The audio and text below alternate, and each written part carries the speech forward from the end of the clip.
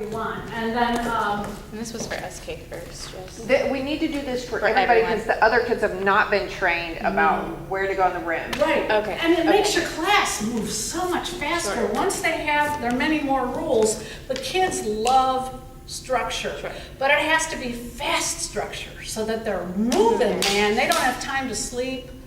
And then, did you find her? And cut up, we have Yeah. some bad cutter-uppers, as you Yeah. know, Yes. when you saw the other Yeah. day. Yes. And if they cut up, I've found what works is you keep talking to the class, you take the kid by the hand, and you keep talking to them, and you say, sit down. Ignore them, and keep on with the class. And after a while, they get the message. You're not being mean, you're being very gentle. You just take them by the hand, say, come here. So now, girls, blah, blah, blah, blah, blah, blah, blah, blah, sit. La, la, la, la, la, la, la, no, don't move. La, la, la, la, la, la, and then they get it. Okay, Yeah, but it has to be instant. okay, gotcha, okay. Is it by the front door? Yes. You'll see the couches. She may not be there then, I don't know. How long, and So then then- how long do you keep them in the timeout? Like, first offense, Sure. maybe a minute and a half. Okay. Because that's a Okay. long time for them. Then you say, you may rejoin. Okay, And then you tell her, if you're out a second time, it's a little longer. Sure. If they get 3 timeouts in a class, you've got to talk to the parent. And say, Okay. and always flatter the parents in a realistic way. Say, we love Susie, she's so smart. But she's trying to push the boundaries a little, so if you could kind of give her a warning, heads up, that when she comes in here, she has to listen. okay, And the parents usually respect that. Sure. And especially if you're really nice to them and let them know you love, they want to know that you really love their kid. sure. So that's always, it has to be so positive. Okay. Okay, then, so that, for the class, is it. Now, later on down the road, man, we could go forever. You're gonna teach them how to start chaîné turns at 5. They can- Okay. My kids at 7 were doing good chaîné turns. Okay. And it's not real hard. First, they have to do an exercise leading up. So once they're on the line, you only spend about 30 seconds per exercise, because it's gotta fly. So you say, all right, everybody, put your hands on your shoulders. Pretend there's water dripping off your fingers. And you go down the line and you show them how they have to stick their elbows out, straight out from the shoulders, and how they have to stand up tall. We're not real picky right now, but they do have to get this, certain things you have to insist on. So that's it, that's the exercise. Then you go, let the water drip, okay? And down, and put them up. And down. Daddy was looking for you. Daddy was looking for you. Go to the lounge. Okay, why? You maybe because he's here. He wanted to say hi. Okay, so you do that like three or 4 times, and that's it. They don't know it's a lead up to chaîné turn. When they have that perfectly for 20 seconds per class, when you remember to do it, then it's time to move on to the next one. And we won't even go further because that'll take them a while, but that's all it needs, tiny little increments. So they won't know what it's for, they'll just go, oh! And then you move them. Then you say, okay, everybody on the count of 3, fly downstage. And wait and see which ones do it. You're gonna be making note of that for recitals and things. You'll get a real good feel in the first 3 or 4 classes. And so they'll fly down stage. And you'll say, okay, now let's everybody turn and hike up stage. Oh, it's so hilly, you know, have them do that. Then have them run, say, pick 4 kids. Say, you 4, run the corner 4. Trick them. Take another 4. Say, I want you to run to corner 1. You're all going to be trying to run to corner 1. They'll kind of be doubtful, and you'll ask the class, is there a corner 1? Kind of, if you do that, they'll know, and they'll go, ah. And you go, that's right, there is no corner 1. Good. Where is 1? And then you say, okay, on the count of 3. 1, 2, go. And then you see if they can find side 1. There isn't a corner 1. They have to learn to think. And then you can give them, once they know all this lining up stuff, then later you do an exercise where they learn to hook up. They're in there. You can put them all in one long line. They also have to know how to get in that one line, a line from 2 lines. How did they get into one line from 2 lines? You can either have them meet in the middle, or you can have the back row walk straight forward, and you've got one line. So they're standing in the line, their feet are parallel, and you're going to go down each set of 2 girls. And you're gonna show them how to hook up. So come here and I'll show you how to show them. All these are just, you're teaching them the rules of the game, that's all. So when they hook up, one hand is here. So the girl in the middle, the girl takes her middle arm, and the girl takes the outside arm, and you just have them do that much, the whole line. Say 1, 2, 3, go. And it has to be soft. Yeah. And down. Hold hands. And down. That's it for the day. All right, do it a couple times. Then you're going to show them, you're going to put the other hand into play the next class, so they know how to do both arms. Don't do everything at once, then have them do, and then you're going to have them do the other hand. This way. Go. Down. Go. Down. Go. Down. Go. Down. Yep. And they'll get it. All right, so they're going to learn how to hook up. And that all is you have to think of, every time you have to explain something, it means that you haven't taught them something previously. And that's where over the years I began to understand that you literally have to teach them how to walk in the room. You have to give them specific directions for everything, and they love it because they begin to, you should have seen my 5-year-olds by the end of the year. You could say anything. I could stand at the back of the room with my leg crossed and give them directions. And the parents were just blown away because they could do many different formations, by that time.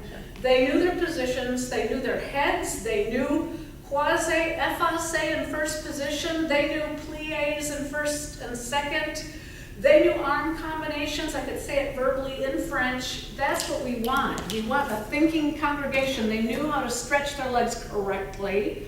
They knew how to flex. They knew how to sit up. One good thing to do with them, what Mary does, which I love, is, come on out here. We're just scratching the very beginning surface. Okay, so they sit down with their arms up. Go arms up, yeah, up. Sorry, arms up on the backs of their heels. And then immediately you say, hands on the hips. Boom, yeah. And maybe that day that's all they do, but this has to be correct. They can learn to hold their little arms perfectly. Then you just sit down on your side, on the hip, and put your legs in front. And after they learn how to really stretch their legs, you put their hands by their sides. And she does what I used to do too. The hands want to be by the side here. Then what they do is they stretch up as tall as they can, and if they need to, they can push their hands down on the floor to feel how tall they are. You can also, as an exercise, while they're sitting there, have them stick their chin out. They have to hold here. Have them pretend to be a turtle. Say, no, you don't want to be a turtle, do you, when you dance? Pull the chin in, up, keep it up and in, and front, and in. So they understand the difference before they start chinnings, okay? So you're here. Then you bend your knees, put your feet on the floor, pull the knees in right up to your chest, but still sit tall. Yeah, push hard. Even more, pull the feet in close. They're gonna have to learn this to really hold. Then you wrap your arms around your legs, but sit tall, get really tall. Then you open the arms and hold. Hold. You feel those muscles? Boy, will they feel them. Further, way out. Stay up. They have to learn this. Yep. And then you say, okay, one arm up, or if they don't know that arm yet, one arm up, two arms up, shoulders down, but they have to hold their feet. They can't move them. Yep. And then they come back and they hold their arm. You can do all kinds of arm combinations, but it's building their abs like crazy, and they're beginning to hold their back, really hold their back up. We did this when we were little. So, Can I ask a question about when you had her lying on the ground before, you said don't have a space here, but if they don't have a space there, they're not in neutral spine, right? well, what they do the wrong thing though, lie on their back. They have to learn there's a difference between, now she happens to be pretty flat, but most kids when they lie on the ground, all automatically roll those pelvises. Oh, okay, so you don't want like a huge gap. There's gonna be, some girls are heavier or they have a flatter spine and they're gonna touch all the way through. But you don't want them to be lying on the floor. This is the way they lie there. Yeah, I see. Okay. And my teacher used to come and push our ribs in, lift us this way and tell us to flatten, and we would roll over on her stomach, work on it from the front and from the back. But this is good, but they, you know, you I don't know, don't it want makes them. me nervous with our teachers because they may do it like Well, I don't if want them somebody has to. a flat butt or something, they might make them tuck under, and then we're gonna have these kids tucking under. Maybe we should just avoid that But in when they general, don't you stand think? up, they don't do that. They won't do it? Okay. No, not Okay. at all. It's when they're on the I just floor. don't want mistakes. They just have to understand, obviously, we never ever want that, Right, because that's gonna kill us. But we don't want them to lie on the floor like this. Right, If they're on their okay. back, make sure that those hips are neutral. Just neutral. There's always a curve in the back. And we can avoid that if you want. We don't have to do that, because that's, yeah, just be, we'll forget I that. just don't want them to get the wrong idea I stuck in their agree. head. God, it's awful. So, yeah. Morgan, God, it was so hard to undo her, wasn't it?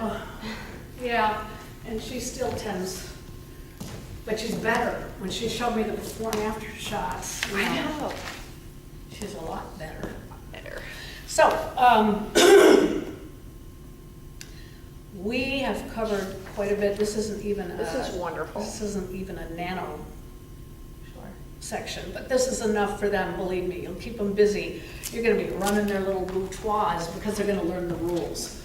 Later down the line, they're gonna learn how to split the line and go to the back, both lines. They're gonna learn so many formations that when you're on stage and you're sitting in front, they have to get oriented. Little children aren't like we are. Even we have trouble, but before they ever perform, you have to bring them all up on stage and say, now this is a new place.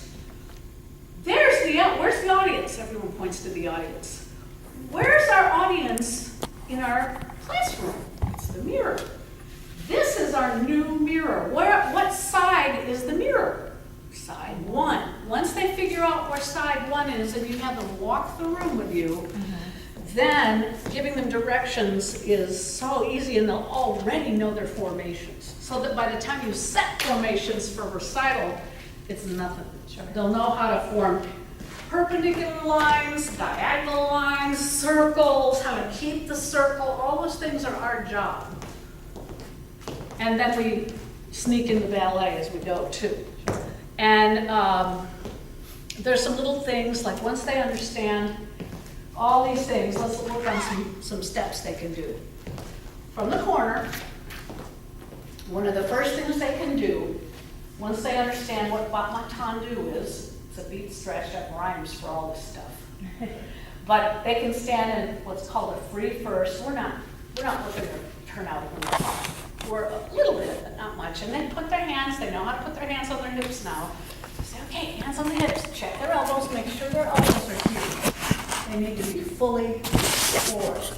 And you can see, I'm not shoving my shoulders forward. I just have my elbows forward. But this is how we function as children. We learned this. So they know how to do that. They stick their foot out and then just have them do gallops. Just gallops. Do they have to be clean? No. Just let them feel how it is to keep one foot in front. And that's easy for a 5-year-old. It was much harder for them to do chasse to the side because automatically they're going to want to turn front. So they just do feet across and have them feet across a single file, and make it move. So you have them begin to learn how to count. And you have to learn to work on rhythm, and that's another part of class we haven't gotten into. But, so the first girl goes, and what you can do is have them watch, kids watch, say, okay, when she gets even with that T, you go next. And they know where to go now. They know how to feed, so you're not having to fight with that. So they go across the room in a little gallop. Just so really the music needs to be lots of fun. Do you have anything to show her an example? Because a lot of people don't get that, how important that accent is. Dun, da, da, da, da. Do you have anything with you by chance? No, and I would have to find it because I used to take, I used to go back to older music that had very defined rhythms. A lot of times in these kids' albums now, they make it all too many notes. Yeah. And Yeah. children need bum, ba, bum, ba, bum, ba, bum. They have to understand the rhythms. And generally at that age, they're pretty fast until they learn how to slow down. So it can be ba, ba, yum, ba, yum, ba, yum, ba, da, da, da, da. but it has to be, we'll have to work on the music. So they go across, they beat all the way around, and hopefully, if you want them to go the other way, they know how to feed down. They still have to feed this way because of our rule. They turn around and then they go back the other way. When they know how to do that, hook them up. They know how to hook up. So they both stand in first position. 1, 2, 3, hold hands, point front, and then you have them do gallops together because you have to make them learn how to work together from the beginning.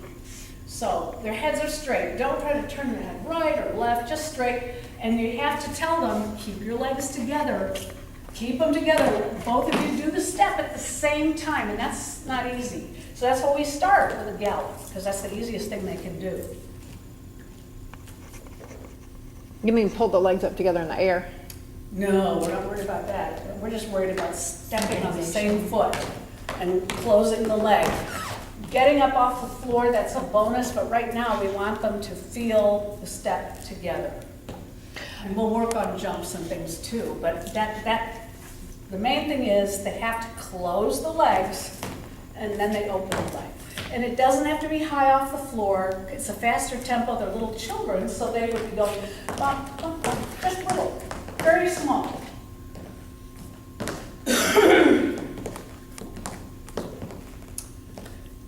And then later in the year, for this particular step, this all comes way down the line. Then they get to do 4 gallops up with their right leg and 4 gallops with their left leg. So it's just, 1, 2, 3, and 4, and then we'll get all messed up. So 1 and 2 and 3, and stop, change legs, left and 2 and 3, and stop. They can stop in first position and switch feet, whatever works best, and then they'll learn how to work slowly into the polka. Some kids can do the polka right away, 4 and 4.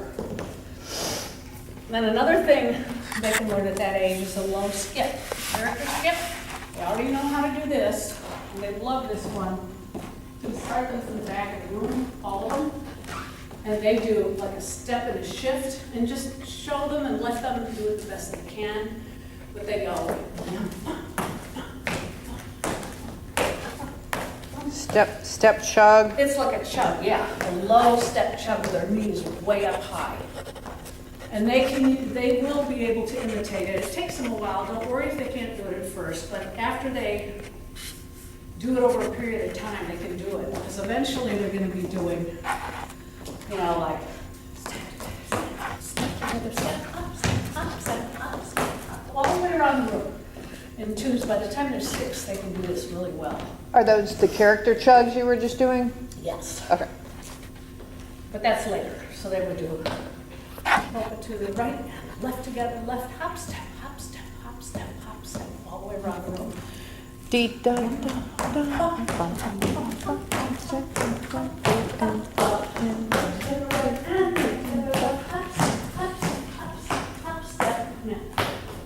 All the way around the room. And then I usually would add some fast runs eventually, but you can make an infinite amount of combinations out of that. Another thing, when they get center floor, you're going to teach them, again, they know how to put their hands on their hips, so you're going to teach them to go side, together, side, together, side, together, side, together. Start with 4 one way, 4 the other way, then 2, 2. And then you're going to work them into step, together, lift. Step, together, lift. Put the foot down. You cannot do that rhythmically unless you hold longer. So if you count it, it's like this. 1, 2, 3, 4, 5, 6, 7, 8. 1, 2, 3, 4. Let them do something in between. And then the other side. 1, 2, 3, 4, 6, 7, 8. 1, 2, 3, 4, 5, 6, 7, 8. Then later they do 1, 2, 3, 4, 5, 6, 7, 8. Step together. Step, lift the knee. Step right out. Step together. Step, lift the knee. Another thing they can do parallel, which is really good for teaching them their left or right, is the box waltz with no plie and they learn to do, and it's hard, they have to remember what they learn their lefts and rights. So you say, step forward on the left, and they step back again. Do it again, step forward on the left. Step back to sixth position again. Do that like 8 times, and that's it for that day. So they know how to step forward the next class on that left foot. And then the next step from there, they step forward, and now instead of stepping back, they take that foot and they step side. Then they pull this leg, and you have them tap this leg, pull this leg in. That's all you teach them. They know those first 3 things. So over the next couple weeks, they step left, side, together. And that's it. They do it again. Left, and they'll run out of room. Side, together. And they walk back to their place. So, and then you teach them how to step back. Don't do it in conjunction with the first 3 steps we did. They learn it quicker if then you start at their spot, the next class, and step back on the right. So step back. Okay, go back to 6th. Do it like 8 times. Step back, go back to 6th. Then they know how to step back on their right foot for the next class. It's all in little bitty increments. So, another thing they learn to do is at the bar, they're going to learn how to put their hands on the bar. And you're going to have them start, actually before that, you need to start showing them what we've talked about in this class, how to just round the arms. Maybe we'll say that for ballet. They take their hands up to the bar from 6th. They know how to do that. Up and down. And now you begin to let them do presses up on 2 feet. And you'll have to really watch the heels have to stay together. If they're super hyperextended, most hyperextended kids, they'll hyperextend to the back. If they're not kneed, you have to really work with them to make them hold here. They can learn how to tighten under here and let go, but we're not worried about that at 5. So they're at the bar, their legs are together, and you say, okay, push your legs together, that they understand. Take your hands up to the bar, and then you let them press up. 1, 2, 3, 4, hold, 5, 6. That gives you time to go down the bar. They can go way up as long as they're holding the bar. Full releve. I need to feel that. And then down, 2, 3, 4. You can do it twice, and that's it. They'll be bored, so you just stop right after that. This the SK first? Yes. Okay. And then the next class, you teach them how to turn out from 6th position to 1st position. You know, that'll be an exercise too. Everything becomes an exercise, so they know how to stand with their legs pushing toward each other. They take the hands up, and now they have to open both feet at the same time. They can't wiggle this way. Show them the wrong way. And then say, okay, we're going to go 2 feet at the same time. Squeeze, squeeze, and push. And just a little first. That's it. That's an exercise. I don't understand what you meant about pressing the legs together. When they're standing in 6th position, you need to have them press the insides of their legs. Oh, together. okay. So already they're beginning to feel those insides of their legs. I can gotcha. explain it that way. And then they what, know. and you say nothing about the back at that age? Oh, no, they can stay. The back of their legs? Tall, but don't, you want their legs to be straight. They push together, and they're learning how to straighten their legs because you're stretching them in that 6th position center floor. So that's what they have to feel.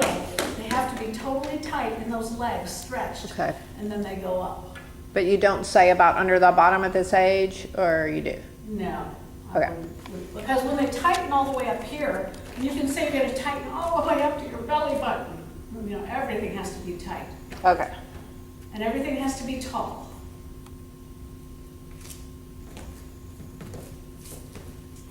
If you have, it's hard. You can do it, but we're not supposed to touch kids.